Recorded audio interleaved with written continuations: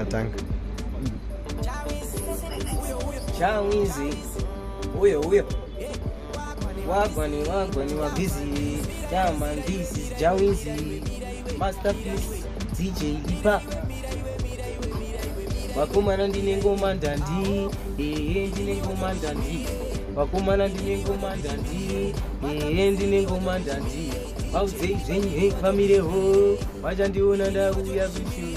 Bauze family ho, wachandiona ndauya kushu. Jahwiz, yeah, masterpiece. Inini wacho ndichimirirei. Inini wacho ndichimirirei. Inini wacho ndichimirirei. DJ Lipa inini wacho ndichimirirei. Inini wacho ndichimirirei. Inini wacho ndichimirirei. Masterpiece inini wacho ndichimirirei. DJ Lipa inini wacho ndichimirirei. Jahwiz, yo. Ngoma nyowani from Simplex. Don't forget Simplex music. Greatness is important.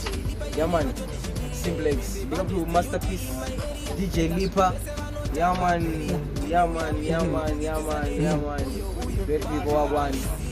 Yes, Jahwiz. Nangodonedza ombe kuizi. Ngoma ombe. Aizi ombe.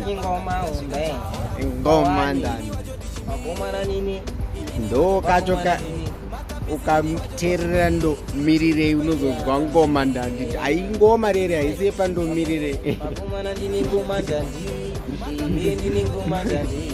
Bauze family ho, wachandiona ndauya kushu. Greatness.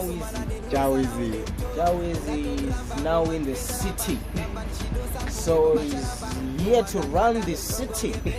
Certain that ndingoti, ati, woti, shoti, but voti, great.